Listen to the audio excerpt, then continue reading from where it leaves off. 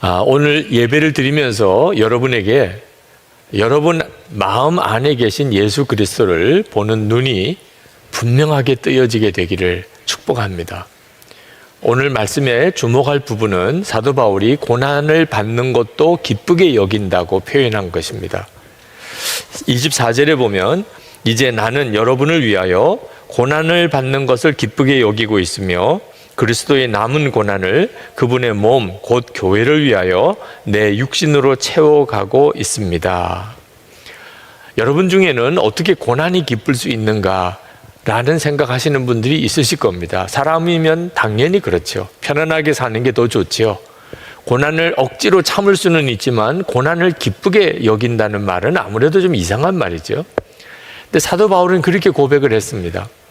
사도 바울은 표현하기를 그리스도의 남은 고난이라고 표현했고 또 교회를 위하여 내가 받는 고난이라고 이렇게 말씀을 했는데, 하나님께서 사도 바울에게 하나님의 말씀 복음을 전할 사명을 주셨고 그 사명을 감당하는 일을 위해서 고난이 닥쳐올 때 사도 바울은 그것을 기쁘게 여긴다는 겁니다.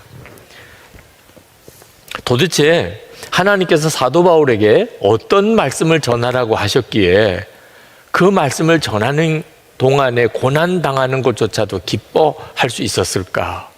우리 정말 궁금한 일이죠. 네. 사도 바울이 정말 기뻐하면서 고난당하는 것까지 기뻐하면서 전했던 말씀의 핵심은 예수가 그리스도라는 복음입니다. 예수가 그리스도라고 하는 복음이 무엇이 그렇게 특별한 복음인가? 지금 우리는 예수가 그리스도라는 복음에 대해서 특별한 어떤 느낌이 없을 수 있습니다. 그러나 이때 당시는 아주 특별했습니다. 이스라엘 백성들, 유대인들은 자기들이 하나님이 택한 선민이라는 생각을 하고 있었고 그래서 하나님이 자기들에게 율법을 주셨다고 자랑하고 있었습니다. 이방인들은, 유대인이 아닌 사람들은 다 이방인이죠. 우리들도 이방인입니다.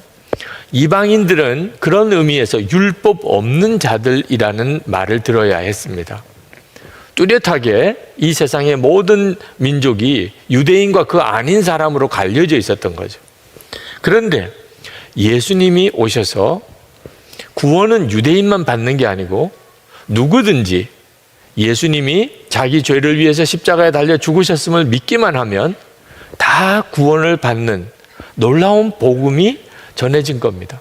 이 복음은 그 이전에는 비밀스럽게 감추어졌던 것인데 이제 사도 바울이 그 비밀이 완전히 모든 민족에게 열려졌음을 알고 그것을 전하기에 힘썼다는 것입니다. 이것이 이방인들에게는 말할 수 없는 영광이 된 겁니다. 그래서 27절에 이렇게 말합니다. 하나님께서는 이방 사람 가운데 나타난 이 비밀의 영광이 얼마나 풍성한지를 성도들에게 알리려고 하셨습니다. 정말 사도 바울로서는 고난 당해도 기뻐할 만큼 놀라운 복음입니다. 근데 이 복음의 핵심은 그리스도께서, 예수가 그리스도신데 그 그리스도께서 모든 믿는 자들 안에 임하셨다는 것입니다. 27절, 골로새서 1장 27절 하반절에 보면 이 비밀은 여러분 안에 계신 그리스도요 또 곧 영광의 소망입니다. 여러분 안에 계신 그리스도. 여러분, 이 말씀은 예수님이 그리스도라는 말과 또 다른 의미가 있는 겁니다. 예수님은 유대인이나 이방인이나 상관없이 모든 사람들에게 이제는 구원의 길이 되어 주셨습니다. 그렇지만 그 예수님이 내 안에 계시다. 그리스도에 있는 예수님이 지금 내 안에 계시다는 것은 정말 또 다른 문제입니다. 이건 정말 놀라운 기적일 수밖에 없지요. 이보다도 더 놀라운 기적이 어디 있겠습니까? 골로새 교인들, 이방인이었죠. 그들이 정말 구원받았는지 안 받았는지, 하나님이 정말 예수님으로 인해서 그들도 구원해 주셨는지 안 해 주셨는지를 어떻게 알 수 있어요? 그들 안에 그리스도가 임하여 계시는 것. 그 골로새 교인들 안에 예수 그리스도가 임하여 계신 것보다 더 큰 증거가 어디 있겠습니까? 사도 바울은 이 복음을 전하는 것, 그것이 얼마나 기뻤으면 그것 때문에 매를 맞아도 감옥에 갇혀도 사도 바울은 기뻤다는 거예요. 자, 이 은혜는 우리 모두가 다 지금 누리고 있는 은혜입니다. 우리 안에 예수 그리스도가 임하셨습니다. 그런데 한 가지 질문이 생기게 됩니다.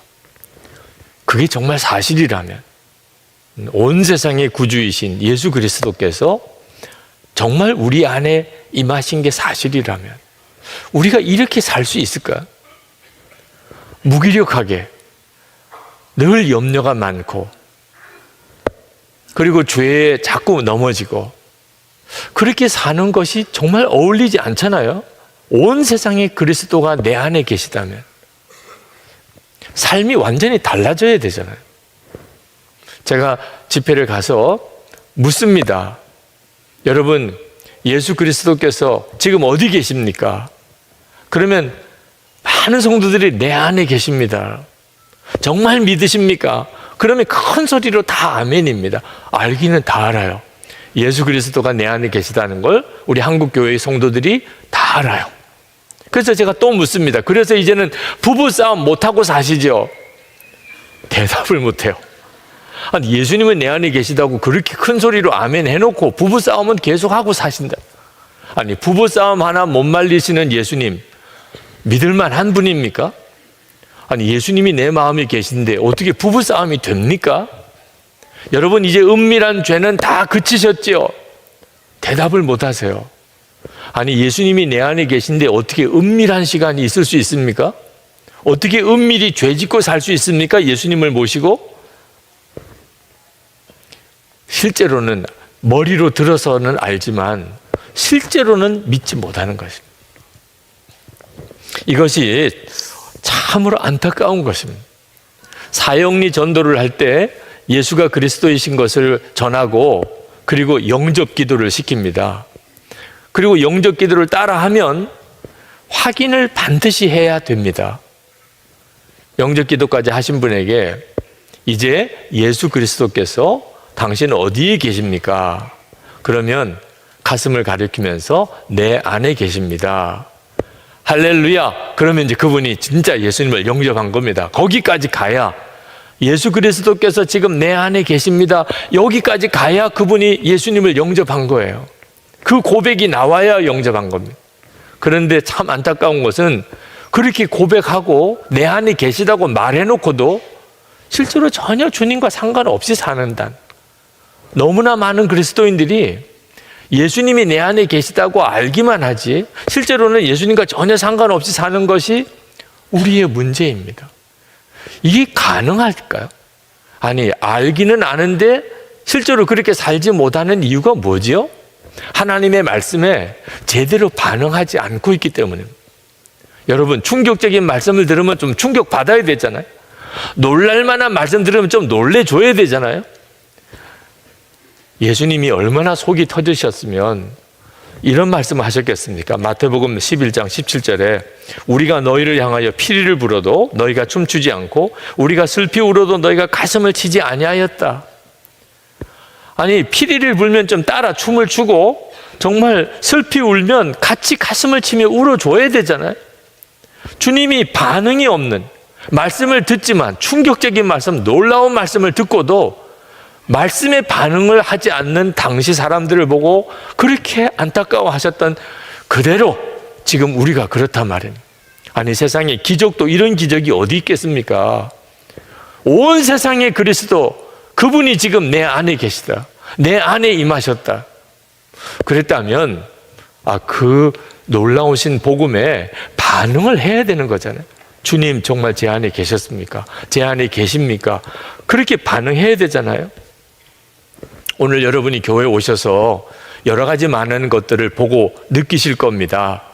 뭐 예배당이 크다든지 사람이 많이 모였다든지 어떻게 이렇게 이 교회는 주차장이 작으냐든지 뭐 오늘 이 나와서 하는 우리 찬양 팀들이 참 너무나 잘한다, 놀랍다, 충만하다, 또는 목사가 설교를 잘한다, 못한다, 뭐 지금 예배당 안에 난방이 뭐 따뜻하다, 춥다, 별의별 생각이 다 있을 수 있죠. 근데 한 가지를 놓치기 때문에 그런 생각들이 막 우리 속에 일어나는 거예요. 한 가지 진짜 중요한 걸 놓치고 있기 때문에. 우리 가운데 예수 그리스도께서 계세요. 약속하셨어요. 마태복음 18장 20절에 두세 사람이 내 이름으로 모인 곳에는 나도 그들 중에 있느니라. 지금 우리 중에 예수님이 계세요. 두세 사람입니까? 3,000명이 넘게 모였습니다. 그러나 우리가 눈에 보이지 않으시니까, 그 예수님을 주목하지 못하니까 예배당이 어떻고 목사가 어떻고 찬양팀이 어떻고 뭐 주차장이 어떻고 교회가 너무 멀고 이런 생각들이 자꾸 떠오르는 거예요. 만약에 우리가 예수님을 주목하며 바라보기 시작한다면, 여러분, 예배당이 무슨 상관이 있으며 목사가 무슨 상관이 있으며 하나님 거리가 무슨 상관이 있습니까? 아니, 예수님이 지금 우리와 함께 계신데 우리의 모든 관심은 예수님께 있지 않겠습니까? 우리가 어떤 예배를 드리든 어떤 기도에 가든 예수님의 이름으로 그 예배에 참여하면 항상 은혜를 받게 됩니다. 왜? 은혜는 설교하는 설교자가 주는 게 아니고 예수 그리스도께서 주시는 것입니다. 예수님의 이름으로 모였으니 찬양할 때부터 은혜고 성경만 읽어도 은혜지요. 예수님께서 이렇게 모인 우리 가운데 계신 것도 우리 예배의 모든 것을 바꾼다면 더 놀라운 것은 그 예수님이 내 안에 계시다. 이건 인생 뒤집어지는 이야기입니다.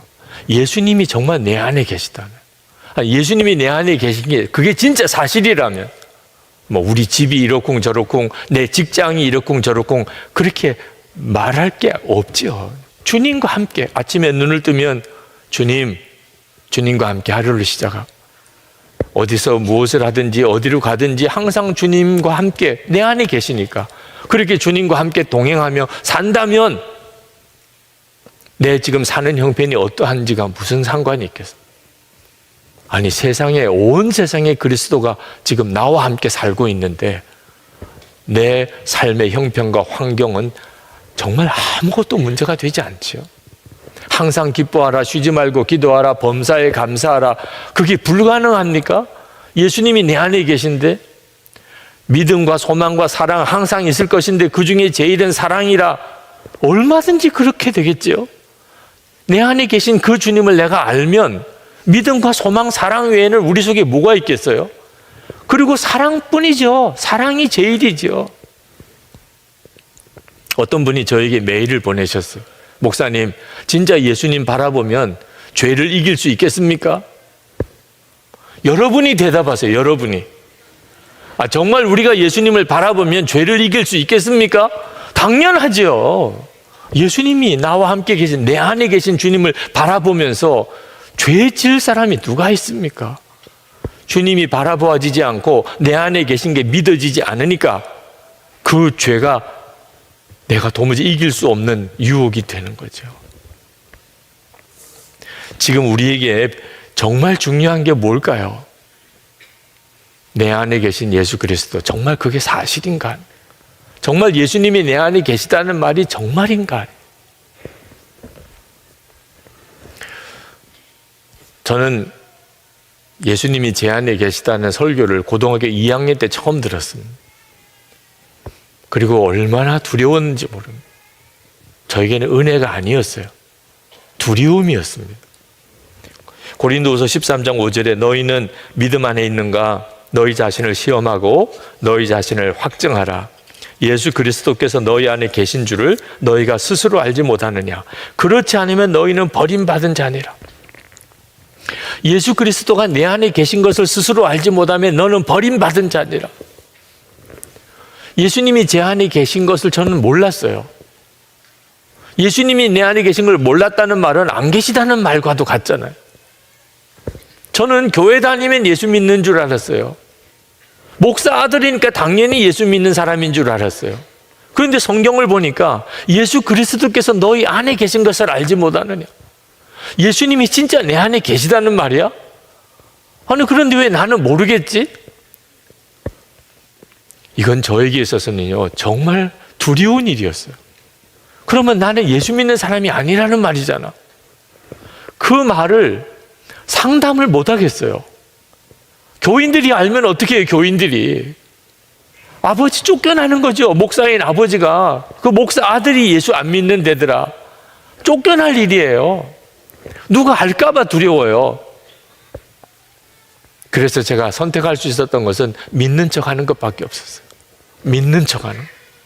너무 두려웠어. 이 말씀이 은혜가 아니고 두려움이었어요. 여러분, 그 심정을 이해할 수 있으시겠어요? 예수님이 내 안에 계신데 난 믿어지지는 않아. 저는 그렇게 넘길 수가 없더라고요. 이건 저에게 있어서는 심각한 문제예요. 내가 진짜 예수 믿는 사람이냐 아니냐. 아니, 내가 목사가 돼야 될 사람이라는데 이러고도 내가 신학교 가도 되냐. 그런데 감사한 것은 제가 그때 그 말씀을 그냥 귓전으로 스치듯이 지나버리지 않고 제가 두려움으로 받았어요. 이 말씀이 진짜라면 이건 얼마나 놀라운 일이냐. 그런데 내가 도대체 내 안에 계신 예수님을 어떻게 알 수 있느냐. 그 갈망과 그 간절함으로 지금까지 온 거예요. 고등학교 2학년 때부터요. 주님, 정말 제 안에 계십니까? 계시면 저도 주님을 알게 해주세요. 정말 제 안에 계신 게 맞다면, 그러면 나도 주님을 알아야 이게 맞는 거 아니겠습니까? 주님은 그런 제 갈망에 너무나도 놀랍게 응답하셨어요. 왜? 주님이 그걸 더 원하시고 계십니다. 저는 오늘 이 시간 이 자리에 있는 여러분 모두가 이 설교를 영상으로 듣고 녹음으로 듣는 분들까지도 정말 여러분 안에 계신 예수 그리스도를 알게 되고, 그리고 그 주님과 동행하는 역사가 있게 되기를 축복합니다. 여러분이 진짜 말씀에 제대로만 반응하면, 놀랄 말씀이면 좀 놀라게, 충격이면 좀 충격으로 다가가는, 두려움으로 다가오면 두려워하면서 하나님께 나아갈 수 있으면 반드시 말씀의 역사를 여러분이 다 경험하게 됩니다. 사도 바울은 고난 받는 것도 기쁘다 그렇게 표현했는데, 이유는 자기 안에 예수 그리스도가 계신 것 때문이었어요.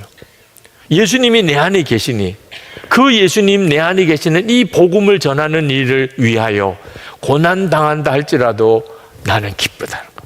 왜? 전해지는 복음이 너무 엄청난 것입니다. 28절에 우리는 이 그리스도를 전합니다. 이건 사도 바울이 가지고 있는 정말 뜨거운 확신이고 기쁨이고 감격이었어요. 그리고 누구든지 자기 안에 예수 그리스도가 계신 것을 진짜 알게 되면 그 사람은 온전한 사람이 됩니다. 정말 완전히 변화된 사람이 된다고 확신했어요. 28절 하반절에 우리는 모든 사람을 그리스도 안에서 온전한 사람으로 세우기 위하여 모든 사람에게 권하며 지혜를 다하여 모든 사람을 가르칩니다. 여러분, 사도 바울이 고난도 기쁘게 그렇게 여긴다고 한 말이 이제는 이해가 좀 되십니까? 그렇게 되기를 축복합니다. 그리고 여러분도, 나도 내 안에 주님이 계신 것이 정말 믿어지면 나도 그렇게 살 수 있겠다. 여러분, 그것도 깨닫게 되기를 원합니다. 빌립보서 1장 21절에 이는 내게 사는 것이 그리스도니 죽는 것도 유익함이라. 이제 사도 바울에게는 살고 죽는 게 더 이상 중요한 문제도 아니게 됐어요. 예수 그리스도가 내 안에 계신 것을 알고 나니까. 29절에 보면 이 일을 위하여 나도 내 속에서 능력으로 작용하는 그분의 활력을 따라 수고하며 애쓰고 있습니다. 사도 바울이 그냥 전도하러 다닌 게 아니고 사도 바울 안에 계신 주님이 능력으로 역사하심을 따라서 그가 전도했다는 거예요. 예수 그리스도, 내 안에 계신 주님, 그것이 사도 바울을 사도 바울 되게 한 겁니다. 여러분, 오늘 우리에게 은혜가 더 필요한 게 아닙니다. 이미 받은 은혜가 너무 엄청나요. 무슨 은혜를 더 받을 게 없어요. 예수 그리스도께서 내 안에 오셨으니 뭘 더 원하겠습니까? 우리에게 필요한 것은 그 예수님을 분명히 바라보는 눈이 뜨이는 거예요. YM의 유명한 예언사역자인 진 다니엘 여사가 신학교 다닐 때 너무 이것저것 사역이 많아서 그만 탈진해서 쓰러진 적이 있습니다. 병원에 입원을 해 있는데 마음에 낙심이 됐어요. 하나님이 나를 버리셨나? 왜 내가 이렇게 병원에 입원해야 하는가? 해야 될 일이 너무나 많은데. 그렇게 마음이 낙심되어 있는데 어느 자매가 찾아왔습니다. 모르는 자매예요. 진 다니엘이냐고 찾아와서는 기도하는데 하나님이 너에게 가서 이 말을 전해주래.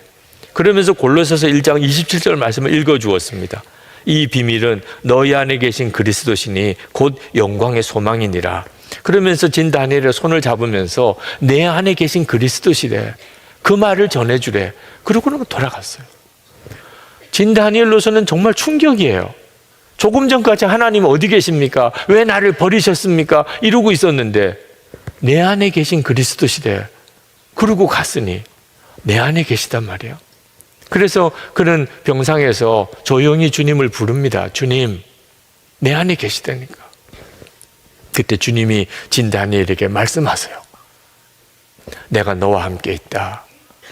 아니 그렇다면 왜 내가 이렇게 병원에 입원해서 아무것도 못하고 꼼짝없이 누워 있어야 됩니까? 할 일이 얼마나 많은데. 주님이 말씀하셨어요. 너는 나를 위해 많은 일을 하고 싶어 하지만 내가 원하는 것은 너 자신이야. 나는 너를 위해서 나를 주었어. 그러니 너는 너를 나에게 주면 충분한 거야. 내가 많은 일을 하려고 하지만 그건 다 내가 하는 거야. 너가 하지 못해도 걱정 안 해도 돼. 너는 내가 할 수 있는 것만 하면 충분해. 진 다니엘로서는 자기가 할 수 있는 게 아무것도 없는데, 아니 내가 할 수 있는 것으로만 충분하다니.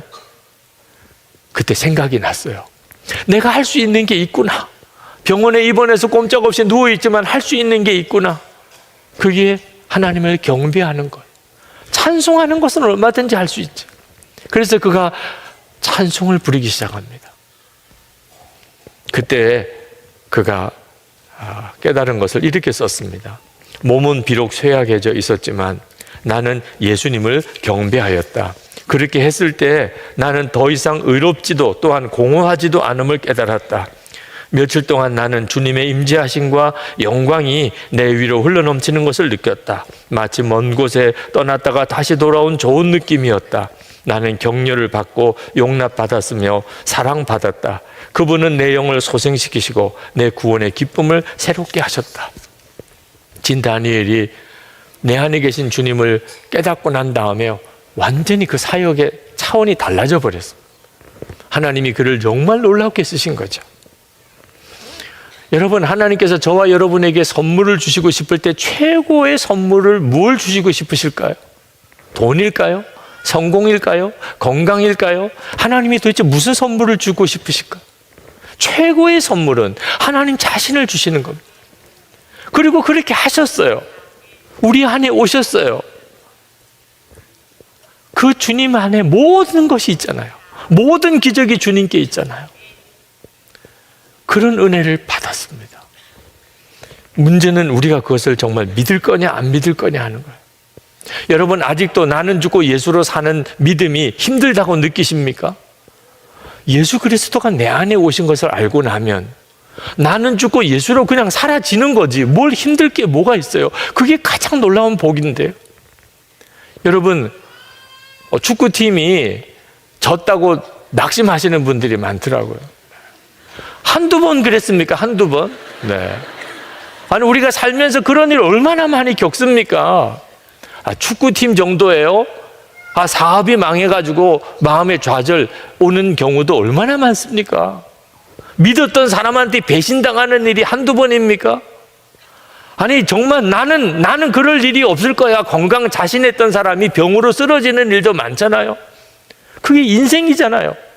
우리가 사는 동안에 기대도 가지고 꿈도 가지고 재산, 돈, 그리고 시간 다 투자했는데 결국 남은 것은 좌절이고 실패고 배신이고 그게 인생이잖아요. 여러분, 이렇게 결국은 좌절로 실패로 끝날 것을 위해서 평생을 사시겠습니까? 언제까지 그렇게 사시겠습니까? 진짜 확실한 거, 영원히 변하지 않는 거, 점점 더 충만해지는 것이 있잖아요. 예수 그리스도, 주님을 바라보고 주님과 동행하고 사는 것입니다. 그래서 우리 안에 오신 거라니까. 예수님께서 정말 내 안에 계신다면 왜 나는 주님을 보지 못하나요? 그런 질문 하시는 분이 있더라고요. 우리가 감당을 할 수가 없으니까 성령께서 우리가 감당할 수 있을 만큼씩 우리에게 주님을 아는 눈을 열어주시는 거예요. 다니엘서 10장에 보면 다니엘이 21일 금식기도 하고 그리고 천사, 응답을 가져온 천사를 만나는 장면이 나옵니다. 그때 다니엘이 거의 죽는 것 같았어요. 그 천사의 영광을 보는 것만 감당을 못해서 완전히 땅에 쓰러져서 거의 죽은 것 같이 되었습니다. 그때 그 장면을 이렇게 성경은 기록하고 있습니다. 다니엘서 10장 8절 9절입니다. 내 몸에 힘이 빠졌고 나의 아름다운 빛이 변하여 썩은 듯 하였고 나의 힘이 다 없어졌으나 내가 그의 음성을 들었는데 그의 음성을 들을 때 내가 얼굴을 땅에 대고 깊이 잠들었느니라. 천사의 영광을 보고도 이 정도라면 우리가 주님의 영광을 어떻게 다 볼 수 있겠어요? 감당을 못하는 것입니다. 그러나 분명해요. 이 다니엘이 보았던 것 같은 이런 엄청난 영광을 못 보더라도 우리 안에 계신 주님은 정말 우리 안에 계시고 역사하시는 것을 우리가 알게 해주세요. 여러분 오늘 교회에 어떻게 오셨나요? 주님이 인도하셨다니까요. 주님이 오늘 교회에 오도록 인도하신 거예요. 요한복음 6장 44절에 나를 보내신 아버지께서 이끌지 아니하시면 아무도 내게 올 수 없으니 오는 그를 내가 마지막 날에 다시 살리리라. 여러분 오늘 교회에 오실 때 그때 그 주님의 인도하심 그 감각을 놓치시면 안 돼요. 여러분 교회에 오는 것에만 주님의 인도를 받으실 겁니까? 부부 생활에 자녀들을 가르칠 때 여러분의 모든 일상생활 속에 직장 일에 주님은 정확하게 여러분을 이끌고 계세요. 이미 우리 안에 오셨고 역사하고 계시다니까. 점점 더 커지게 됩니다. 아주 좀 비판적이시고 또 굉장히 논리적인 어느 남자 집사님 한 분이 저에게 메일을 보내셨어요. 제가 우리 교회에 와서 받은 은혜는 참 놀랍습니다. 내적인 치유도 받았고 건강도 회복되었고 건강한 둘째 아이도 얻었고 직업상의 여러 고민도 해결받았고 아내와의 신뢰도 더 깊어졌습니다. 개인적인 신앙에 있어서도 더 하나님과 친밀해졌습니다. 요즘은 로렌스 형제가 쓴 하나님의 임재 연습 같은 아주 개인적인 신앙 고백의 책들이 눈에 들어옵니다. 예전에는 그런 책들이 참 답답했습니다. 그런데 요즘은 하나님과 친밀하게 만난 경험을 기록한 책들이 눈에 선명하게 들어오고 재미가 있습니다. 놀랄만한 변화입니다. 예수님을 인격적으로 알게 되면 사람 변합니다. 좋은 것도 달라지고 바라는 것도 달라지고 주님과 교제가 깊어지면 그러면 가정, 일터 모든 삶이 다 변하기 시작합니다. 여러분 중에는 아직도 나는 은밀한 죄를 다 버리지 못하고 있습니다. 좋아요. 지금 현재 그런 상태라면 좋아요. 죄는 억지로 이길 수 있는 게 아니에요. 한 가지만 하세요. 한 가지만. 그래도 예수님은 지금 내 안에 계시다. 그 생각 하나 분명히 기억하고 사세요. 그러면 주님이 그 죄 다 버리게 해주십니다. 싫어지면 끝난 거예요. 죄 짓기 싫어지면 더 하라고 해도 안 합니다. 여러분, 나는 항상 기뻐할 수가 없어요. 좋아요. 지금 그렇다면 그 상태대로 좋아요. 한 가지만 기억하세요. 예수님은 내 안에 계시다. 지금도 내 안에 계시다. 그 예수님만 바라보고 살아보세요. 그러면 주님이 기쁨의 역사를 일으키세요. 속에서부터 기쁨이 일어나는데 어떻게 해요?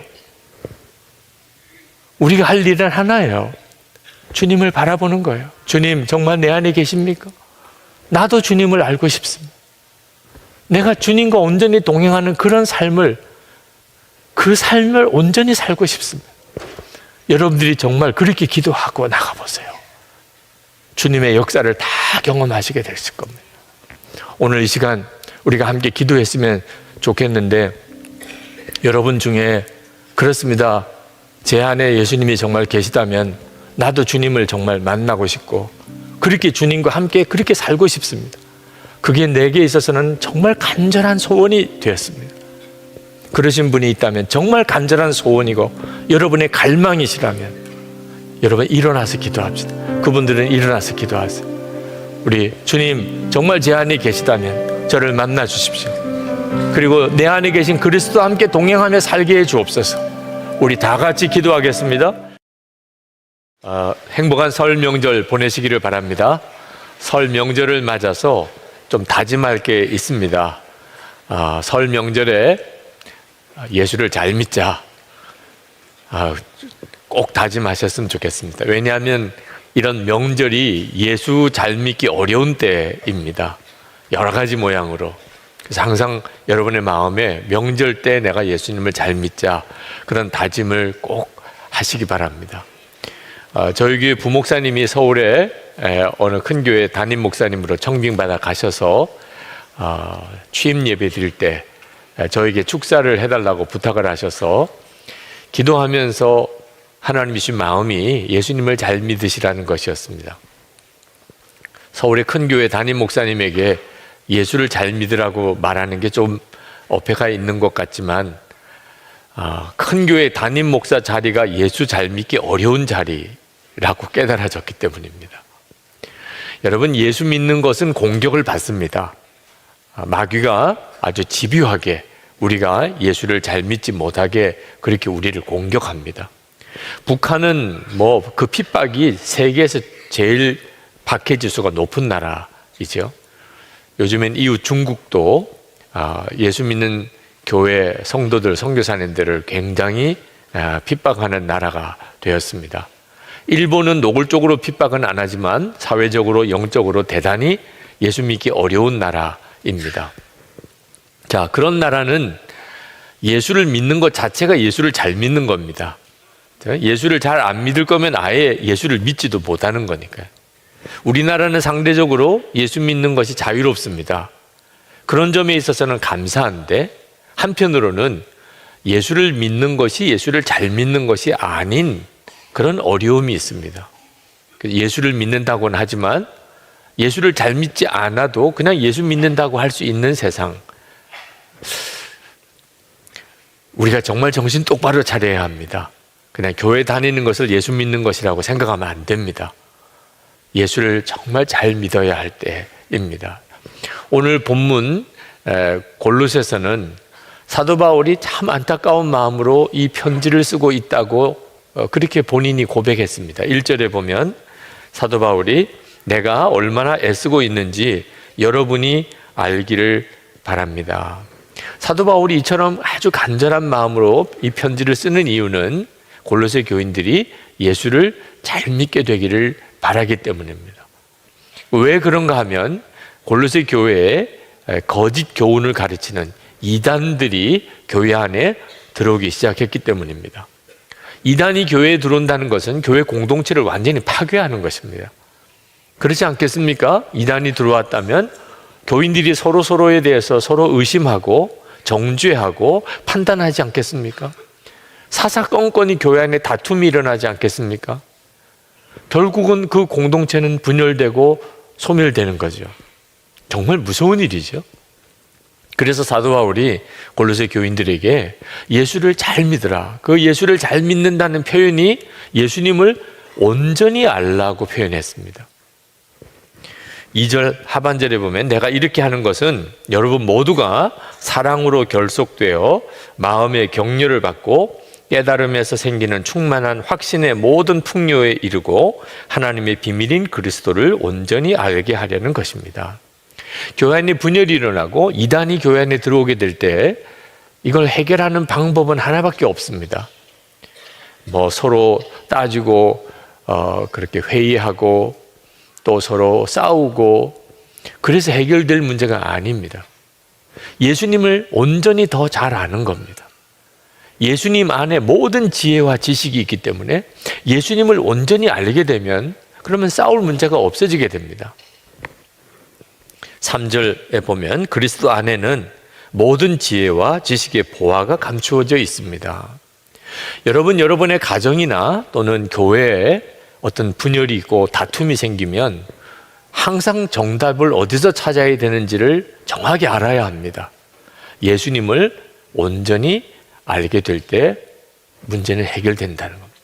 서로 사랑하게 되고, 그리고 서로 확신 안에 거하게 되고, 은혜가 넘치는 공동체가 되는 겁니다. 자, 그러면 어떻게 예수님에 대하여 온전히 알 수 있을까요?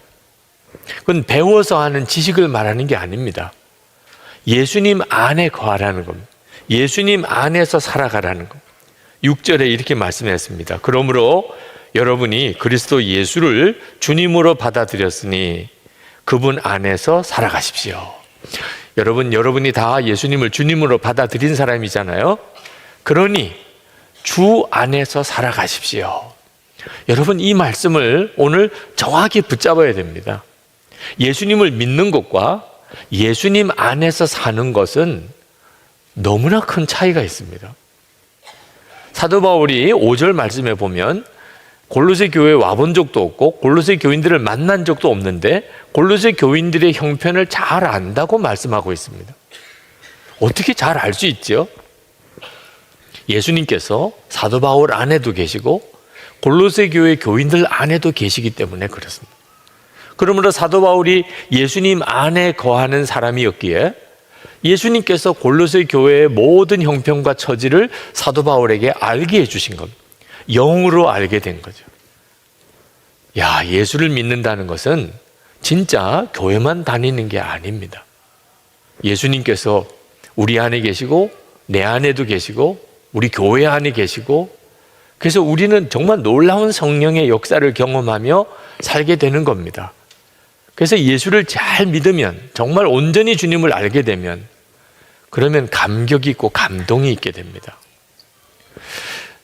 탕자의 이야기에 보면 두 아들이 나옵니다. 한 아들은 아주 방탕했던 둘째 아들이고, 또 한 아들은 아버지 집에서 아버지를 잘 섬겼던 큰 아들입니다.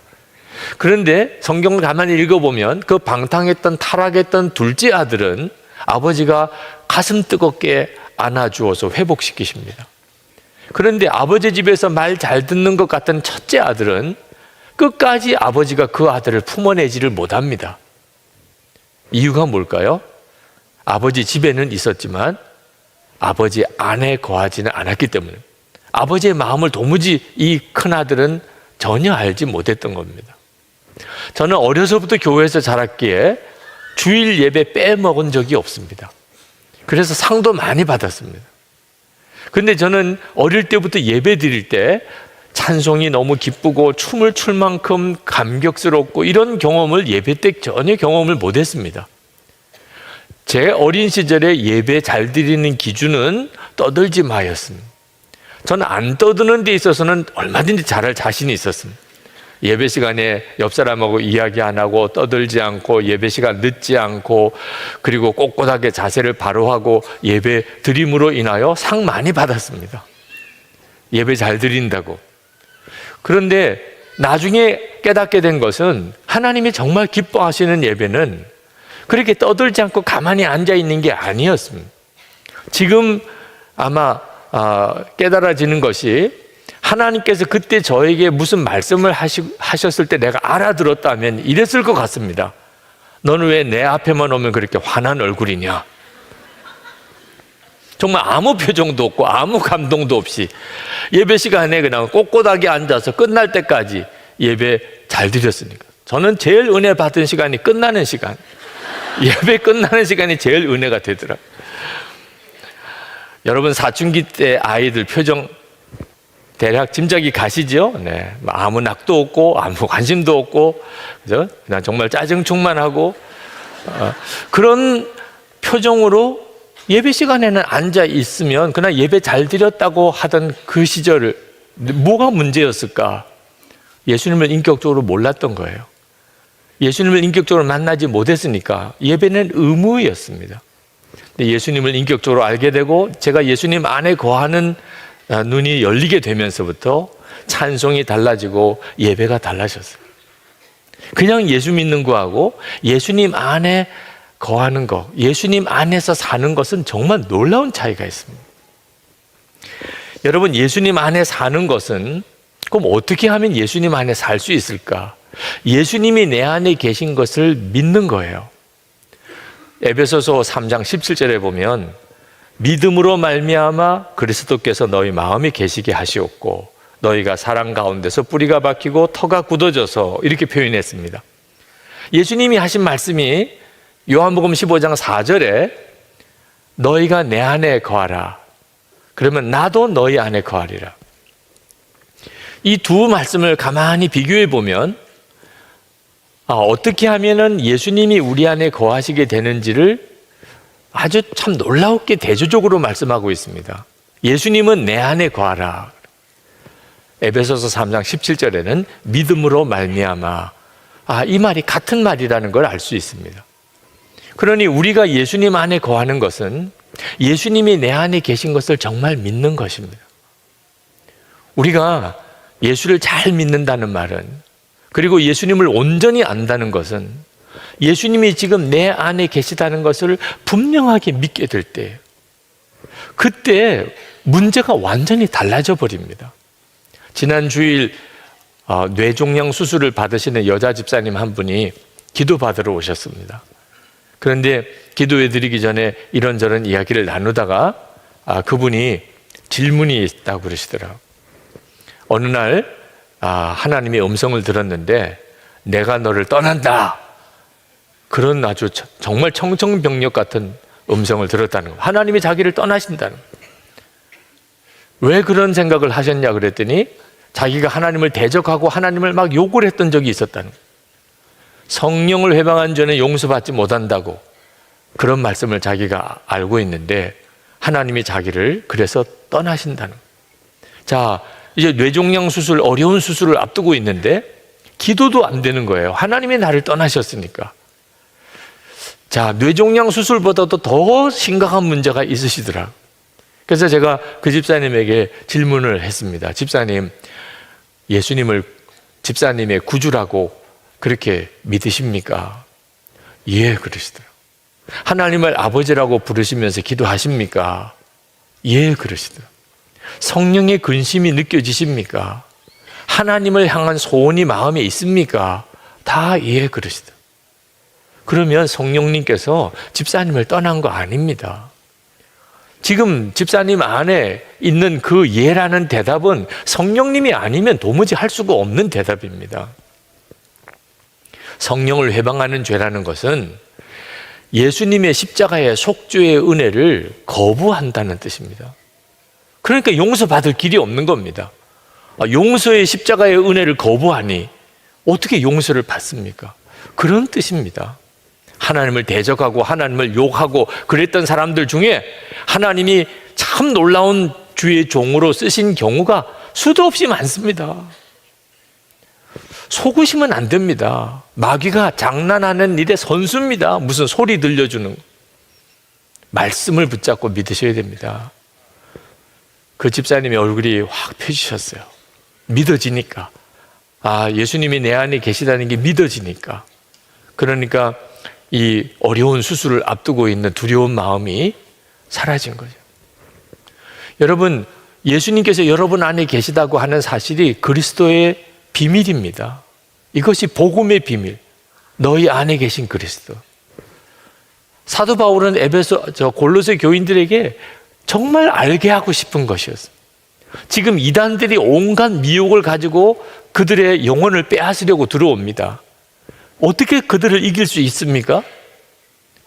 예수님에게 믿음의 뿌리를 받고 있어야 되는데 예수님에게 뿌리를 받고 있다는 말은 예수님이 내 안에 계시다는 것을 확실하게 믿는 것입니다.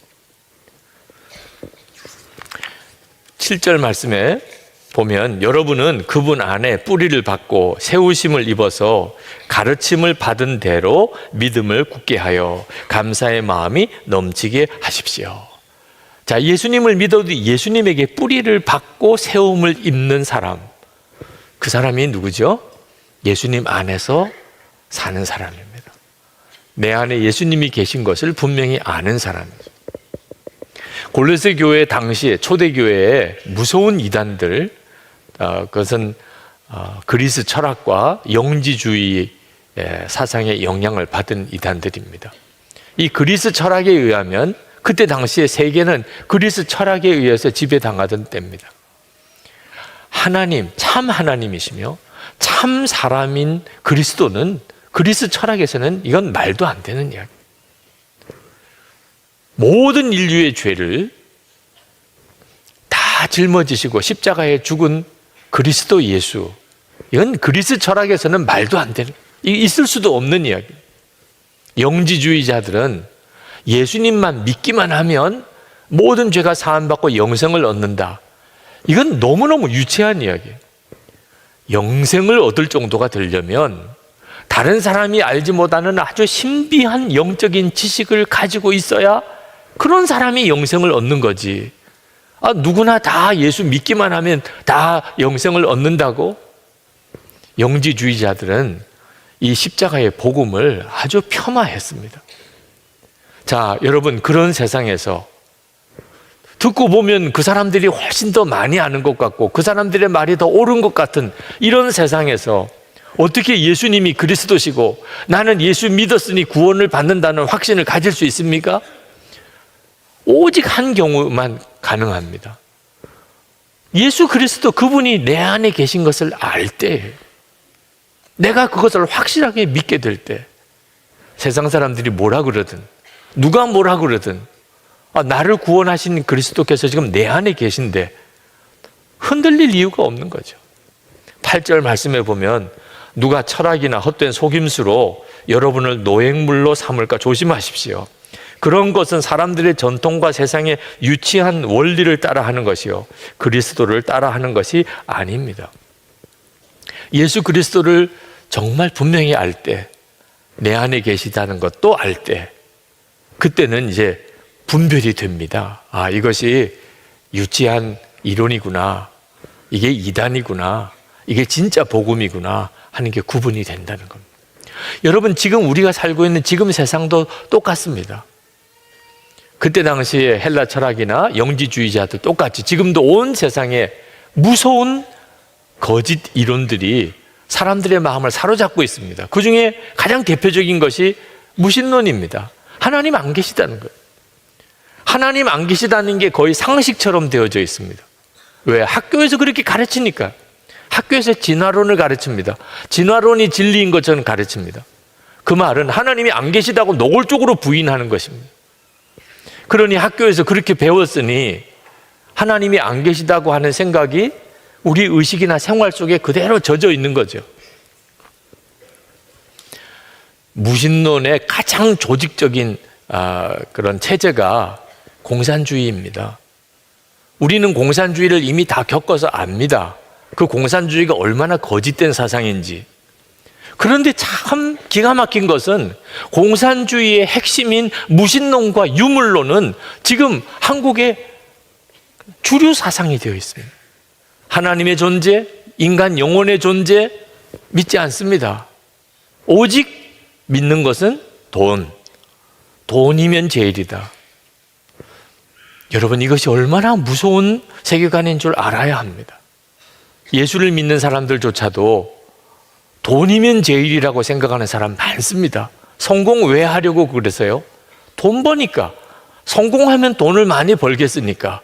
그래서 성공하고 싶어 하는 거죠. 무서운 우상숭배입니다. 여러분, 그 배후에 역사하는 영이 있음을 알아야 됩니다. 사람들이 이렇게 하나님을 믿지 않고 돈이면 제일이라고 생각하는 이유는 그 배후에 무서운 영이 역사하기 때문에.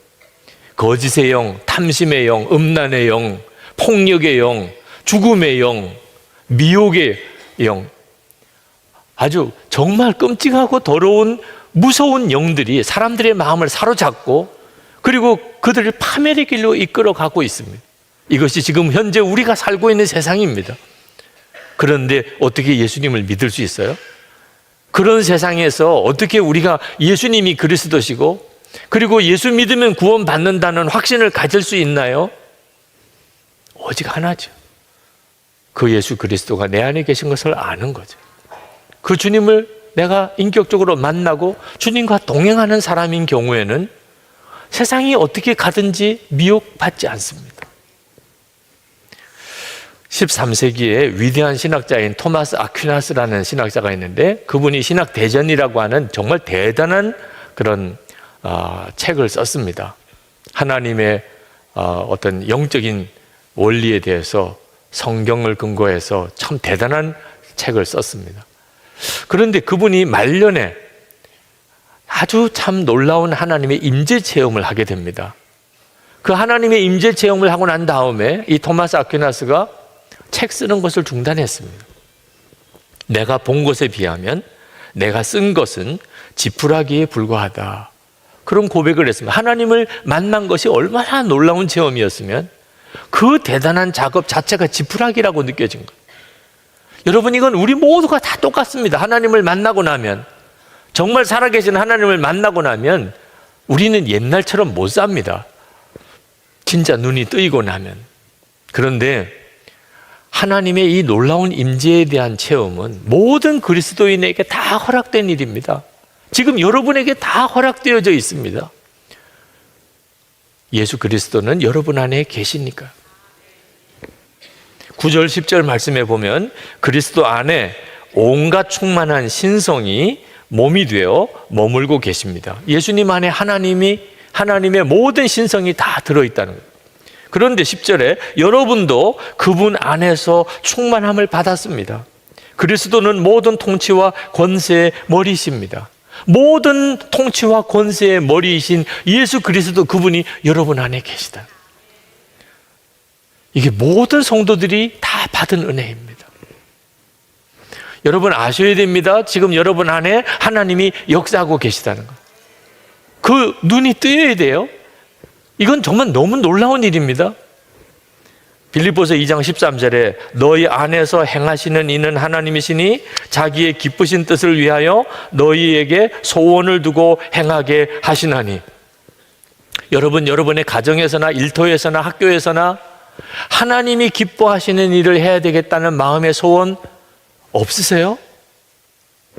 그게 크냐 작으냐의 차이는 있을 수 있겠지만 하나님을 기쁘시게 하며 살아야 되겠다, 그런 마음의 소원이 없는 사람이면 예수 믿는 사람 아니죠. 그 사람. 예수님을 믿고 예수님이 정말 그 사람의 심령 속에 들어오셨다면 하나님의 기뻐하시는 일을 위한 소원이 그 사람 속에 반드시 있게 되어 있습니다. 어떤 사람은 그것이 너무나 정말 뜨거울 정도로 분명한 사람이 있고, 어떤 사람은 아직도 너무나 약하고 희미한 사람이 있을 수는 있어요. 그런 차이는 영적으로 본인이 얼마나 성장했느냐에 따라서 차이가 날 수는 있지만 마음속에 하나님의 역사하시는 이 소원이 없는 사람은 한 사람도 없습니다. 여러분이 이제 하실 일은 여러분 안에 역사하시는 하나님을 깨닫는 거예요. 아, 이것이 하나님이 말씀하시는 거구나, 주님이 주신 소원이구나. 그리고 어떻든지 그 말씀에 순종하려고 애를 쓰셔야 됩니다. 그때부터 여러분에게는 여러분 안에 계신 하나님에 대한 체험이 놀랍게 눈이 열리게 됩니다. 모든 그리스도인들 다. 지난번에 우리 부목사님들과 목회 세미나를 갔습니다. 부목사님 부부 다 모이셨어요. 그때 주제는 어떻게 하면 우리가 목사 부부로서 교회를 잘 섬기고 목회를 잘할 건가 하는 것에 대해서 이제 서로 나누는 시간이었습니다. 그때 하나님께서 제 마음속에 너희들이 목회 잘하고 사역 잘하는 것에 대해서 신경 쓰지 말고 너희 주변에 있는 사람들, 가족과 주위에 있는 교우들에게 진정으로 회심한 사람의 모습을 보여주라.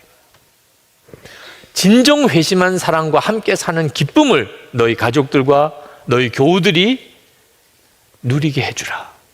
그런 마음을 주셨어요. 저는 제 마음속에 이루어질 수 없을 것 같은 소원이 하나 있습니다. 그것은 이용도 목사님 또는 주기철 목사님, 손양원 목사님 또는 대천덕 신부님, 정말 하나님 앞에 신실하셨던 종들, 순교의 삶을 살았던 분들, 그런 분들과 생전에 한번 만나 뵐 수 있었으면 얼마나 좋았을까. 그분들에 대해서 책으로 보고 말로 전해 듣는 게 아니고 실제로 그분들의 사는 모습을 함께 볼 수 있었다면, 그분이 기도하는 모습을 보고 그분이 성경을 보는 모습을 보고 그분이 다른 사람과 대화하는 모습을 볼 수 있었다면, 아, 저렇게 사는 거구나, 예수님을 잘 믿는 사람은 저렇게 사는 거구나 하는 걸 알 수 있었을 텐데 그런 소원이, 갈망이 있는데 이루어질 수는 없겠지요. 천국에 가서 뵙겠지요. 그런데 주님은 말씀하시기를 너희들이 그렇게 하라는 거예요. 너희들이 그렇게. 너희 주변에 있는 사람들에게 진짜 예수 잘 믿는 사람이 있더라. 정말 진짜 회심한 사람이 있더라. 예수 믿는 사람은 이렇게 사는 게 맞아. 예수 믿는 사람은 정말 이렇게 살더라. 이렇게 말해줄 수 있도록, 주변에 있는 사람들이 그렇게 말해줄 수 있도록 너희들이 그런 사람이 되라. 그 말씀을 들을 때 맞아요, 그런 생각도 들면서도 또 한편으로는 우리가 어떻게 그렇게 살 수 있을까, 그런 생각도 들더라고요. 주님께 주님, 우리가 진짜 그렇게 살 수 있을까요? 라고 질문했을 때 주님이 말씀하셨어요. 그렇게 살게 하는 이는 나다. 너희들이 진짜 갈망한다면 그렇게 살게 할 이는 바로 나다. 너는 걱정하지 말고 정말 내 안에 살기만 해. 나만 바라보고 살기만 하라. 마음으로부터 정말 아멘이 나오더라고요. 주님 그렇습니다. 여러분, 이번 명절에 여러분이 일가 친척들을 만날 때 여러분 무슨 선물 사서 갈 생각 아마 하실 겁니다. 정말 여건이 되시면 좋은 선물들을 사서 일가 친척들에게 나누는 것은 좋겠지요. 근데 여러분이 해줄 수 있는 진짜 축복은 예수 잘 믿는 사람의 모습을 보여주는 것입니다. 아, 예수 믿는 사람은 저런 모습이구나. 저 사람을 보면 예수님 보는 것 같다. 예수님 안에서 사는 모습을 보여주는 거예요. 이건 황홀한 일입니다. 예수 믿으라고 전도하는 사람은 다 싫어하는 것 같은데 진짜 예수 믿는 사람은 사람들이 기다리고 있다니까요. 초대교회는 예수님이 그리스도라고 믿는다고 그래서 세례를 주질 않았어요. 정말 예수님 안에서 죽었고 예수님의 생명으로 사는지를 확인한 다음에 그 다음에 세례를 주었어요. 초대교회 때는 세례는 아주 대단히 중요했어요.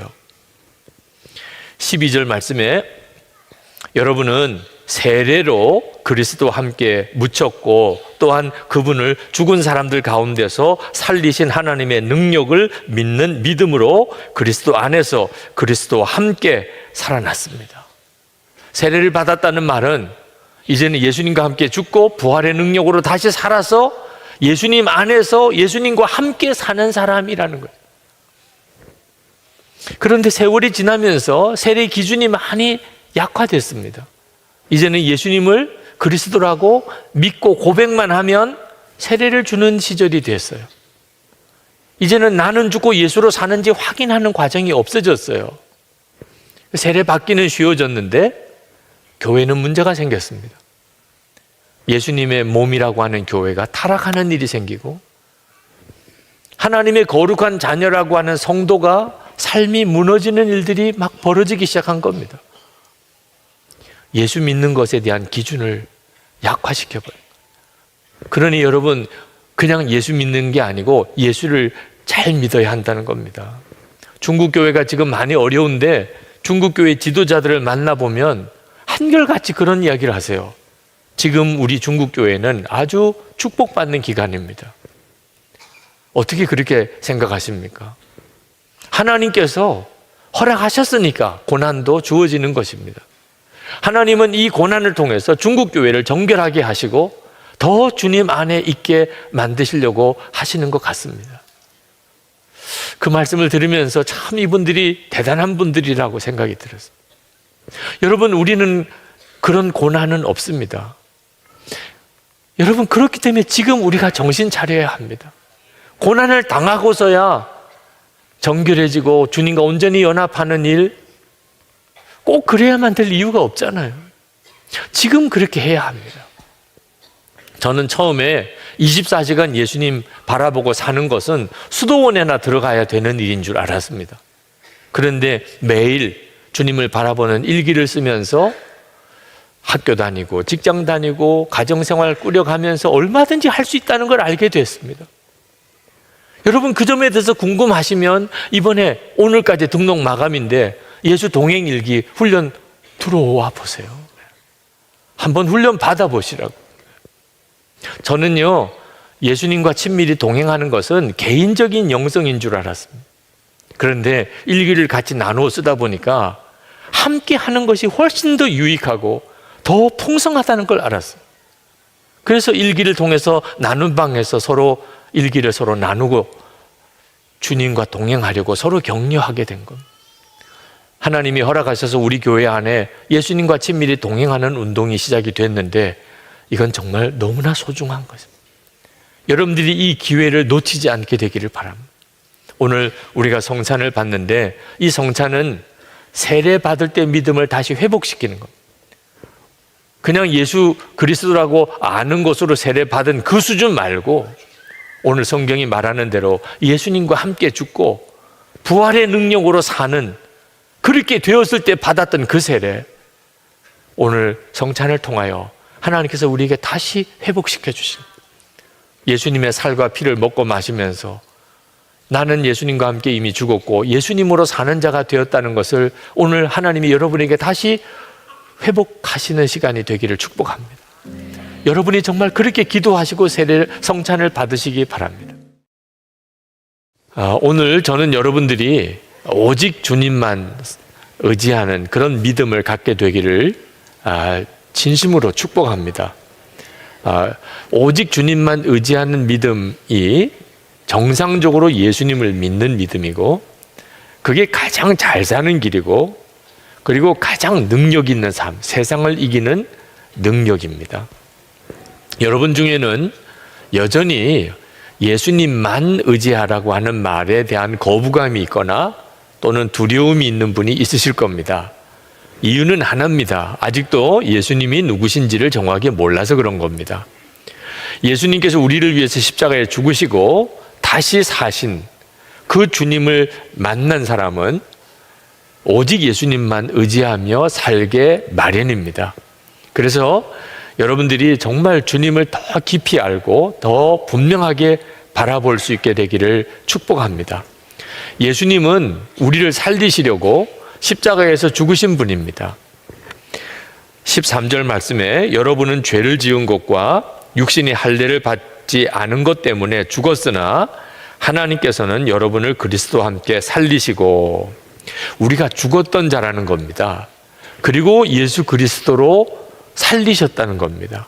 에베소서 2장 1절에도 같은 말씀을 하고 계십니다. 그는 허물과 죄로 죽었던 너희를 살리셨도다 라고 말씀했습니다. 여러분, 정말 얼마나 놀라운 일입니까? 죽었다가 살아난 사람입니다. 여러분, 성경에 나오는 나사로 이야기 아실 겁니다. 죽었다가 정말 다시 살아난 사람이죠.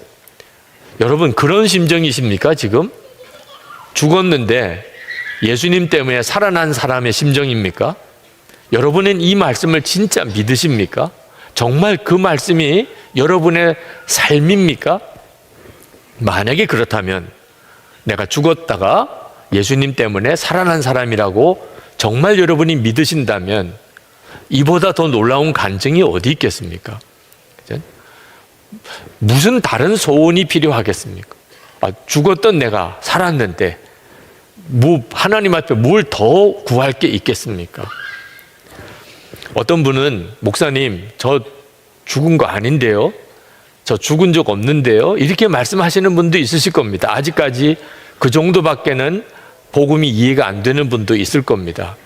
여기서 죽었다는 말은 영이 죽었다는 것입니다. 죄로 인하여 영이 죽습니다. 그 말은 영적인 감각을 다 잃어버린다는 겁니다. 하나님이 계신지도 모르고 믿어지지도 않고, 그러니까 하나님과 동행하는 삶은 당연히 살지 못하는 거죠. 그게 바로 영이 죽었다는 겁니다. 여러분도 그랬던 적이 있었잖아요. 하나님 믿어지지도 않고, 그리고 하나님께 예배 드린다는 건 상상도 안 되고, 지금 이렇게 예배당에 나와 앉아 있는 것 자체가 기적이신 분이 있잖아요. 얼마 전까지만 해도 상상도 안 되는 일인 분도 있잖아요. 그랬던 우리였던, 영이 죽었던 자. 그런데 예수님 십자가에 달려 보배 같은 피를 흘려주신 바람에 우리가 예수님과 함께 죽고 그리고 예수님으로 살게 됐다는 겁니다. 13절 하반절에 보면 하나님께서는 여러분을 그리스도와 함께 살리시고 우리의 모든 죄를 용서해 주셨습니다. 예수님이 십자가에서 죽으신 것은 우리의 죄를 용서하기 위해서, 속죄하기 위한 은혜가 가장 큰 목적인데, 죄가 사함 받으니까 영이 살잖아요. 그러니까 우리의 영의 죽음은 죄 때문이고, 우리가 예수님의 십자가로 속죄함을 받으니까 영이 살게 된 겁니다. 우리 편에서 생각하면 정말 말할 수 없이 귀한 은혜요, 감사할 제목인데, 객관적으로 보면 이게 사실 말이 안 되는 일입니다. 지옥에 갈 수밖에 없는 우리를 살리시려고 하나님께서 친히 십자가에서 죽으셨다. 여러분, 이건 설명도 안 되고 해석도 안 되고 이해도 안 되는 일입니다. 있을 수도 없는 일입니다. 그렇기 때문에 이것을 은혜라고 하는 것입니다. 이해가 되면 은혜가 아니고 해석이 되면 더 이상 은혜가 아닙니다. 정말 상상이 안 되는 은혜를 우리가 받은 겁니다. 영혼이 살아나기 위해서, 내 영이 살기 위해서. 어느 목사님이 노숙인들을 위한 급식 사역을 시작을 하셨는데, 처음에는 아무도 급식하시는 곳이 없어서 목사님이 그 사역을 시작을 했는데, 점점점 교회와 여러 단체들이 급식을 하기 시작을 했습니다. 그래서 어느 순간에 보니까 너무나 급식하는 데가 많고 서로 경쟁까지 할 정도가 돼서 이제 목사님이 급식을 그만두려고 생각을 했습니다. 그때 주님의 말씀이 그 목사님에게 임했습니다. 너 주변에 급식하는 교회나 단체들이 많지만 그 노숙인들을 위하여, 그 영혼을 위하여 정말 기도하고 그들을 뜨겁게 사랑하고 그 영혼을 살리려고 하는 곳은 도대체 몇 군데나 되느냐. 그 말씀에 목사님이 크게 충격을 받았습니다. 하나님이 나에게 맡기신 것은 밥 먹이라는 게 아니고 그 생명을 살리라, 그 영혼을 살리라고 하는 것이었는데, 내가 그동안에 밥 먹이는 데만 정신이 팔려서 이렇게 마음에 낙심과 방황을 하는구나. 그래서 하나님 앞에 기도를 드렸습니다. 주님, 제가 이제부터 어떤 사람을 주님이 보내시든지 그의 생명을 나에게 맡기신 것인 줄로 알고 제가 그를 위해서 기도하며 섬기겠습니다. 하나님께서 우리에게 관심 갖는 가장 중요한 것은 우리의 영이 사는 것입니다. 그리고 실제로 우리는 그 영의 생명을 얻었습니다. 오늘 우리가 그래서 하나님께 예배를 드리는 겁니다. 성령께서 우리 안에 오셔서 우리의 영을 살리셨기에 하나님이 믿어지고 그리고 하나님께 예배 드리게 되는 거죠. 여러분, 예수님을 믿는다는 것 자체가 우리에게 얼마나 놀라운 변화를 가져오게 했는지를 잘 아셔야 합니다. 예수 믿기 쉽다, 어렵다, 그렇게 말할 처지가 아닙니다. 예수님을 믿고 받은 은혜는 정말 말할 수 없이 크고 놀랍고 귀한 것입니다. 우리의 영이 산 거죠. 예수님께서 우리를 그렇게 살리시려고 십자가에 죽으셨고 그리고 우리 안에 오셨습니다. 그랬다면 우리가 예수님만 의지하고 사는 것은 지극히 당연한 일이죠.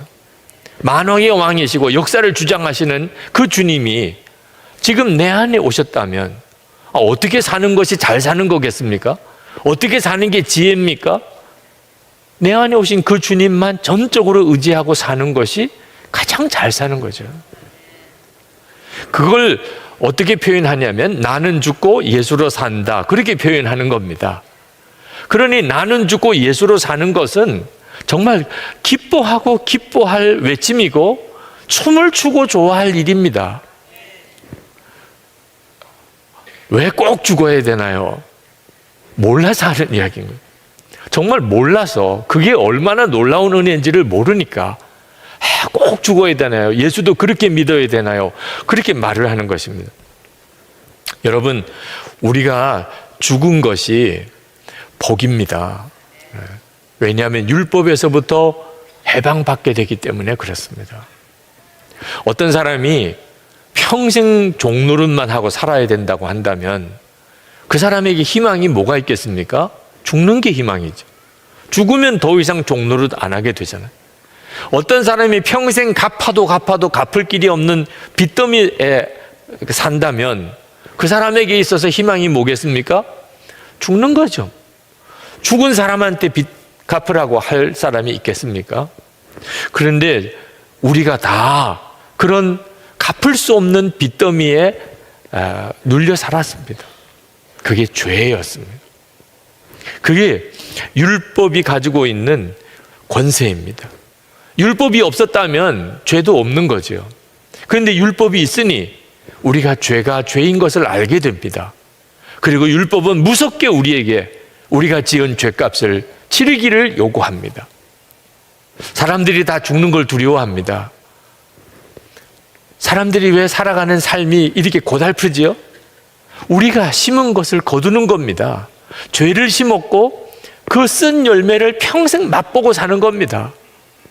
그런데 그래도 살아있는 게 그나마 참 다행입니다. 죽으면 그 다음에 심판이 있습니다. 그리고는 지옥입니다. 이 굴레에서 벗어날 사람이 없습니다. 힘써도 안 되고 울어도 안 되고 방법이 없습니다. 이 죄의 값의 무서운 굴레를 어떻게 벗어나지요? 근데 여기에 복음이 있는 겁니다. 예수 그리스도께서 십자가에 죽으실 때 우리도 같이 죽었다는 겁니다. 예수님과 우리를 하나님께서 연결시키셨습니다. 예수님이 죽으신 겁니다. 그런데 하나님은 예수를 믿는 자가 되면 예수님과 연합하게 해서 예수님이 죽은 것이 내가 죽은 것이 되게 하시겠다는 거예요. 여러분, 내가 죽었으니 이제는 율법에서부터 벗어나게 된 겁니다. 모든 죄가 다 지워졌습니다. 죽은 우리에게 어떻게 죄값을 치르라고 할 수 있겠어요? 이미 죄의 값은 사망인데 예수님과 함께 이미 죽은 우리에게 율법이 무슨 힘이 있겠습니까?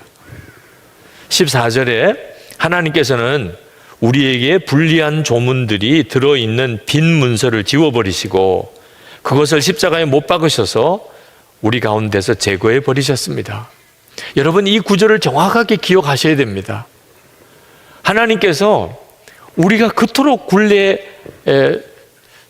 사로잡혀서 죄의 종노릇하고 율법의 저주 아래에 있었던 우리를 주님이 십자가에서 완전히 다 그 빈 문서를 제거해 버리시고 그 율법을 다 지워 버리시고 우리를 그 가운데서 건져내셨어요. 이것이 십자가의 은혜입니다. 예수 믿은 축복이 뭐죠? 모든 죄가 사함받고 지옥에서부터 건짐을 받은 것입니다. 그러므로 나는 죽었습니다. 이건 정말 황홀한 고백입니다. 그렇게 고백할 수 있게 해주신 은혜가 감사한 것이죠. 예수님이 죽으신 것을 내가 죽은 것이라고 하나님이 인정하셨으니 이건 정말 엄청난 축복이죠. 여러분, 우리는 이게 정말 웬 은혜인가? 이게 웬 복인가? 그렇게 하나님 앞에 감사할 사람들입니다. 이것이 정상적인 그리스도인의 마음이고 정상적인 그리스도인의 고백입니다. 여러분, 이 감각을 절대로 놓치면 안 됩니다. 기쁨이 넘쳐서 너무 감사해서 나는 죽었습니다. 이렇게 고백하는 이 감각을 놓치면 안 됩니다. 그때부터 우리는 진짜 예수 믿는 사람으로 살게 됩니다. 그리고 주님의 역사가 우리 가운데서 나타나게 됩니다. 율법의 권세는 죄 지으면 지옥 가는 겁니다. 사람들은 다 이 율법의 적용을 받습니다. 그런데 예수 그리스도를 믿고 예수님 안에 있는 자는 더 이상 율법의 적용을 받지 않습니다. 우리는 앞으로 하나님의 자녀가 될 사람이 아니고 이미 하나님의 자녀가 되었습니다. 여러분도 여러분의 자녀들을 조건 없이 사랑하실 겁니다. 말 잘 들으면 데리고 살고 말 안 들으면 내쫓습니까? 우리 아버지 되시는 하나님도 똑같으십니다. 예수 그리스도 안에서 우리를 결코 버리지 않으시고 포기하지 않으시고 우리를 사랑하십니다.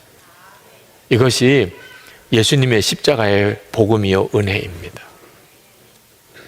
이렇게 율법의 권세에서 해방받은 사람은 사망의 권세를 이기게 됩니다. 이제는 죽는 게 더 이상 무섭지 않습니다. 우리에게는 영생이 있음을 알기 때문에 그렇습니다. 그렇기 때문에 세상의 통치자와 권력자들이 두렵지 않은 것입니다. 15절에 보면 그리고 모든 통치자들과 권력자들의 무장을 해제시키시고 그들을 그리스도의 개선행진의 포로로 내세우셔서 무사람의 구경거리로 삼으셨습니다. 세상 권력자들이 가지고 있는 무기가 죽음입니다. 너 내 말 안 들으면 죽인다. 법을 어기면 죽인다. 마지막에 권력자들이 가지고 있는 무기가 죽음인데 예수 믿는 사람은 죽음의 권세를 이겼습니다. 그러니 세상 군왕이 무서울 이유가 없는 거죠. 예수님께서도 그렇게 말씀하셨습니다. 몸은 죽여도 영혼은 능히 죽이지 못하는 자들을 두려워하지 말고 오직 몸과 영혼을 능히 지옥에 멸하실 수 있는 이를 두려워하라. 예수님의 십자가의 은혜를 알고 나면 이제는 율법을 지켜야 구원받는다는 이 거짓 교사들의 미혹이 분별이 됩니다. 예수님을 온전히 알게 되면, 복음을 정확히 알게 되면 이단들이 우리를 더 이상 넘어뜨릴 수가 없습니다. 그래서 골로새 교인들에게 율법을 지켜야 구원받는다는 자들의 말을 너희들이 이제 무시하라. 16절 17절에 말씀합니다. 그러므로 먹고 마시는 일이나 명절이나 초승달 축제나 안식일 문제로 아무도 여러분을 심판하지 못하게 하십시오. 이런 것은 장차 올 것들의 그림자일 뿐이요 그 실체는 그리스도에게 있습니다. 율법은 그림자고 실체는 예수 그리스도예요. 예수님을 믿었으니 이제 더 이상 율법의 규정에 매일 이유가 없다 그 말입니다. 초대교회 당시에는 천사 숭배자들도 많았던 모양입니다. 그래서 18절에 아무도 겸손과 천사 숭배를 주장하면서 여러분을 비방하지 못하게 하십시오 라는 말이 나옵니다. 여러분, 천사를 왜 숭배할까요? 천사가 어떤 존재지요? 우리가 죄인이어서 거룩하신 하나님 앞에 감히 나갈 수가 없으니 하나님과 우리 인간 사이를 연결해주는 메신저가 필요한데 그래서 천사가 그 역할을 했던 겁니다. 하나님의 말씀을 가지고 사람을 만나서 전해주는 일. 그래서 그 천사를 만나고 천사를 만난 체험을 했던 사람들은 대단히 영적으로 자랑스럽고 또 교만하기까지 했습니다. 나는 천사를 만났어. 천사가 나에게 이렇게 말을 했어. 근데 사도 바울은 다 쓸데없는 말이 되어버렸다는. 왜 그렇지요? 예수님 그분이 우리 안에 오셨으니 하나님이 내 안에 오셨는데 천사가 무슨 소용이 있습니까? 왜 천사의 말을 꼭 들어야 됩니까? 내 안에 주님이 오셨는데. 그래서 천사 숭배자들을 사도 바울이 그 실상을 드러낸 겁니다. 그들은 예수님을 모르기 때문에 하는 이야기들입니다. 예수 그리스도는 이미 우리 안에 오셨어요. 그러니까 우리가 어떻게 살아야 하지요? 우리 안에 오신 예수님, 그분을 나의 주인으로 삼고 그리고 그 예수님에게 오직 의지하여 사는 것뿐이죠. 우리가 이렇게 예수님을 믿으면 예수님은 우리를 반드시 지키시고 그리고 우리의 교회를 세우시고 영적으로 우리가 성장해서 장성하게 만드십니다. 19절에 온 몸은 머리이신 그리스도로부터 각 마디와 힘줄을 통하여 영양을 공급받고 서로 연결되어서 하나님께서 자라게 하시는 대로 자라나는 것입니다. 여러분, 예수님이 머리라는 고백은 예수님이 생명이시다, 예수님이 내 주인이시다, 그런 뜻입니다. 다시 말하면 예수님이 다 책임져 주신다, 예수님으로부터 모든 은혜가 다 공급된다, 그런 뜻입니다. 골로새서 1장 9절부터 12절까지 보면 사도 바울이 골로새 교회를 위해서 7가지 제목으로 기도한 부분이 나옵니다. 그 기도 제목이 이렇습니다. 하나님의 뜻을 알게 하시고 범사에 기쁘게 하시고 열매를 맺게 하시고 하나님을 점점 더 알게 하시고 능력 있게 살게 하시고 기쁨으로 오래 참게 하시고 성도의 기업을 얻게 해 주시라는 것입니다. 여러분, 주목해 볼 내용은 골로새 교인들 보고 그렇게 살라고 말한 게 아니라는 겁니다. 하나님께서 그렇게 해 주신다. 하나님께서 그렇게 하게 해주신다. 오늘 본문 골로새서 2장 13절에서 15절까지 말씀도 하나님께서 친히 행하시는 일에 대해서 이렇게 말씀합니다. 우리를 그리스도와 함께 살리시고 모든 죄를 용서하여 주셨고 율법의 빈 문서를 지워버리시고 그것을 십자가에 못 박으셨고 우리 가운데서 제거해 버리셨고 모든 권력자들의 무장을 해제시키시고 그들을 그리스도의 개선행진의 포로로 내세우셔서 무사람의 구경거리로 삼으셨다는 것입니다. 한마디로 하나님이 다 하셨다는 것입니다. 예수 그리스도께서 우리에게 모든 은혜를 다 주셨고 이미 주셨고 또 주실 것입니다. 여러분 중에는 예수님이 뭐 밥도 떡도 준 것도 없는데 나 예수 믿었지만 별로 복 받은 것은 없는데 그러신 분이 있으실 거예요. 예수님으로부터 별로 받은 게 없다고 생각하시는 분, 제가 여러분이 받은 것 좀 말씀드릴까요? 네. 자, 속죄함 받으셨습니까? 못 받은 분 있으면 한번 손 들어 보십시오. 네. 예수 그리스도로 인하여 속죄의 은혜를 못 받은 사람 한 사람도 없습니다. 본인이 믿지 않는 것은 어쩔 수 없지만 모든 사람을 위하여 예수님은 십자가에 죽으셨습니다. 그거 하나만 가지고도 다른 것은 다 소용이 없을 정도. 예수 그리스도로 인하여서 내가 속죄함을 받았다. 모든 은혜는 거기서부터 시작하는 겁니다.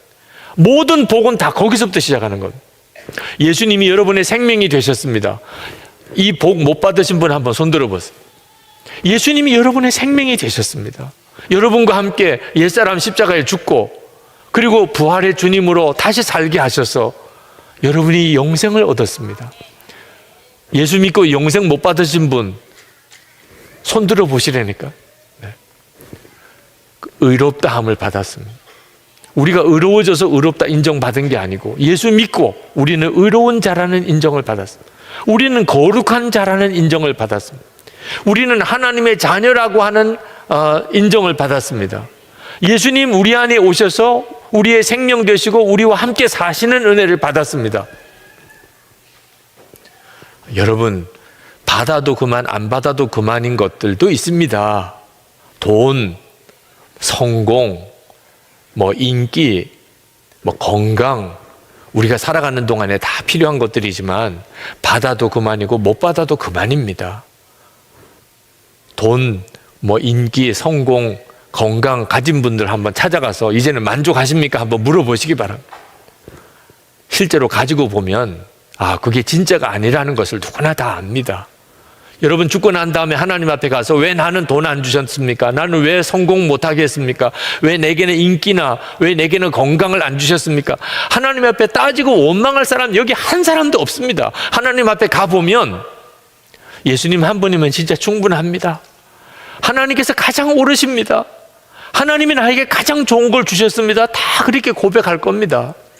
받아도 그만 못 받아도 그만인 것들은 하나님께서 어떤 분에게는 주님의 뜻대로 주시기도 하고 안 주시기도 하십니다. 그러나 반드시 받아야 될 게 있습니다. 누구라도 다 받아야 될 게 있습니다. 속죄의 은혜, 영생의 생명, 의롭다함을 받은, 거룩하다 인정받는 것, 하나님의 자녀라고 인정받는 것, 주님이 함께 오셔서 동행해 주시는 은혜, 이 은혜는 다 받아야 합니다. 반드시 받아야 합니다. 근데 이 모든 은혜가 다 예수 그리스도 안에 있습니다.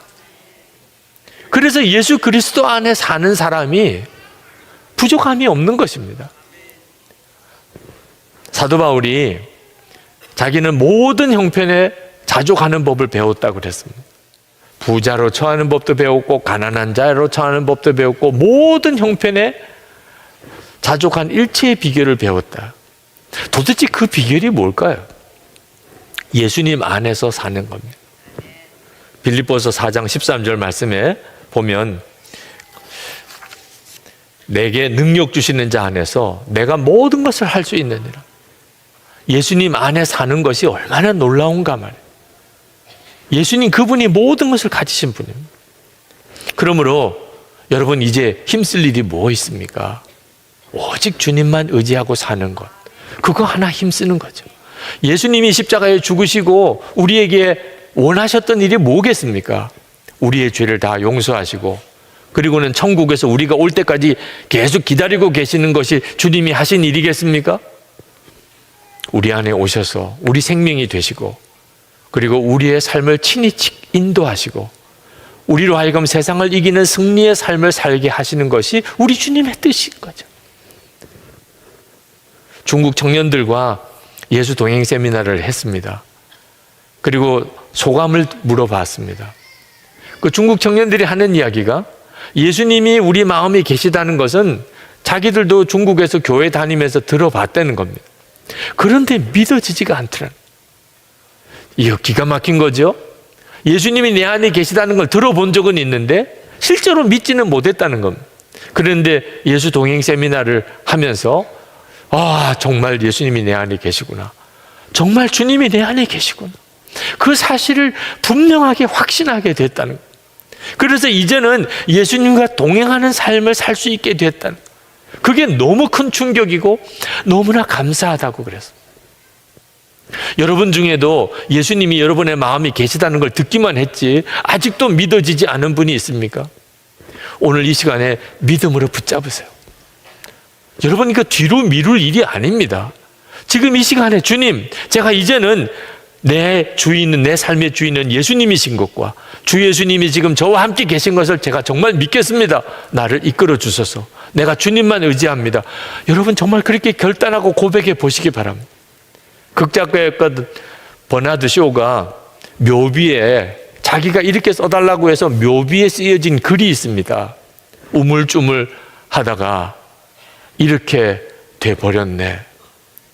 참 기가 막힌 거죠. 네. 사람들이 평생 우물쭈물 하다가 정말 중요한 결단 한번 제때 못 내리고 그렇게 살다가 결국은 인생 끝나버리는. 정말 우리가 그렇습니다. 예수님은 내 안에 계시다고 그렇게 듣고 나는 죽고 이제는 예수로 사는 거라고 그렇게 듣고도 나는 이제 정말 주님만 의지하고 살겠습니다. 그 결단 한번 제대로 못하고 계속 교회만 왔다 갔다 하는 식으로 그렇게 믿다가 그렇게 인생을 끝나게 되면 여러분 그게 얼마나 비참합니까? 오늘 이 시간에 여러분 분명하게 결단할 수 있게 되기를 바랍니다. 정말 주님과 친밀히 동행할 수 있을까요? 가정에서나 일터에서나 교회에서나 정말 내가 변화된 삶을 살 수 있을까요? 물론입니다. 하나님이 해주신다니까. 여러분이 주님을 바라보고 주님만 의지하고 예수님이 내 주인이시라고 분명히 믿고 살면 주님이 해주신다니까. 19절 말씀에 하나님께서 자라게 하시는 대로 자라나는 것입니다. 하나님께서 하신다는 거예요. 요즘 금요 성령 집회 때 일상의 기적을 체험하라 하는 제목으로 말씀을 전하고 그리고 믿음의 실험을 하고 있습니다.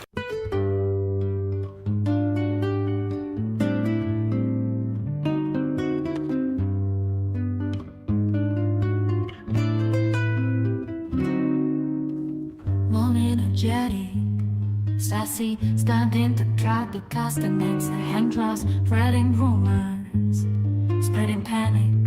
She's just my innocent little Chewbacca. Brain corporate, dynamic precaution to drive the rhythm and add excitement to the performance. Focus on crafting a sound that invites listeners to dance and feel the passion of flamenco, highlighting the vocal prowess and playful spirit of the singer.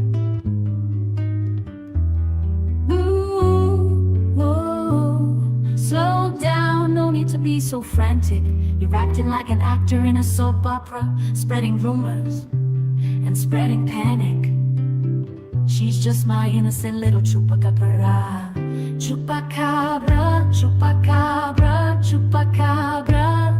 Chupa chupacabra, chupacabra, chupacabra.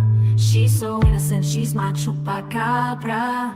Walking down the street, Chupacabra on a leash. Everybody's staring and everybody's glaring at me. Went down to the park, waited till it was dark. Nobody wants to play, so I wait till they go away. Yeah, I wait